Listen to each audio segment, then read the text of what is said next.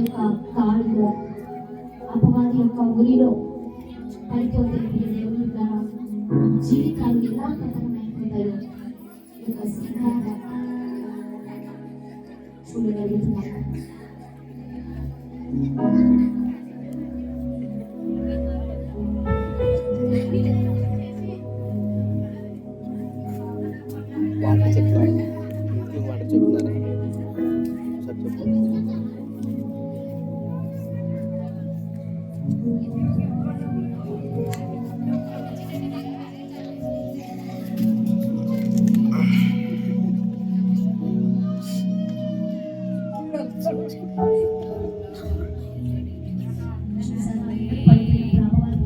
సంతోషిస్తారు.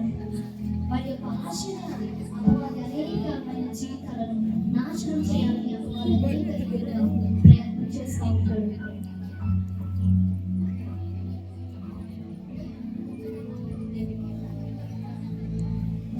ఎటువంటి పాపపు ఊపిలో పడిపోయినటువంటి బ్రతుకులైనా సరే యేసుక్రీస్తు ప్రభు యొక్క ప్రేమ ద్వారా ఆయన ఏం చేస్తాడంటే పాడైపోయిన జీవితాలను వెలిగింపచేసేటువంటి దేవుడు, చీకటిలో ఉన్నటువంటి జీవితాలను వెలిగించేటువంటి దేవుడు, చీకటిలో ఉన్నటువంటి దీన బ్రతుకులను ఆయన వెలుగుమయం చేయడానికి ఇష్టపడతాడు.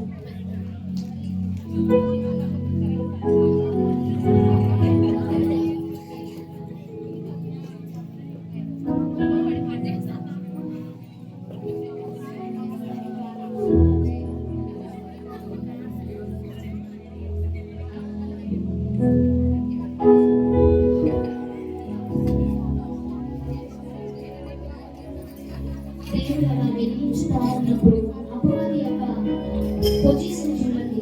మరి ఇంకా అనేకమైన ప్రయత్నాలు చేస్తూ ఉంటాడు, అనేకమైనటువంటి ప్రయోగాలు చేసి ఎలాగైనా దేవుని పిల్లలను పడగొట్టాలనేటువంటి ఆశతో ఉంటారు. కానీ ఎప్పుడైతే అపవాది యొక్క పరిణామాలను, అపవాది యొక్క క్రియలను ఎవరైతే పసిగడతారో అటువంటి వాళ్ళే దేవుని యొక్క రాజ్య సంబంధులు.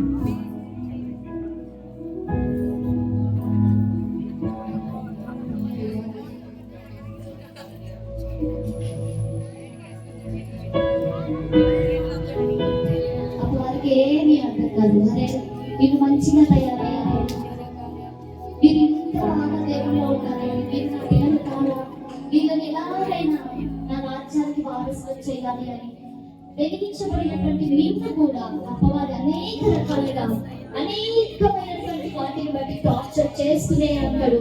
వారి యొక్క ప్రతి పన్నాగం అన్ని కూడా ప్రయత్నం చేస్తూనే చేస్తూనే చేస్తూనే చేస్తూనే ఉంటాడు. కానీ ఎవరైతే దేవునిలో ఉంటారో, ఎవరైతే ఆయనతో ఒక కమిట్మెంట్ కలిగి ఉంటారో, అపవాది ఎన్ని ప్రయోగాలు చేసినా వాటన్నిటిని కూడా దేవుని యొక్క పిల్లలు పాడతోని వాటన్నిటిని కూడా పడగొట్టి యేసయ్య రక్తము చేత ఆయన రాజ్య సంబంధులుగా నిలవబడతారు.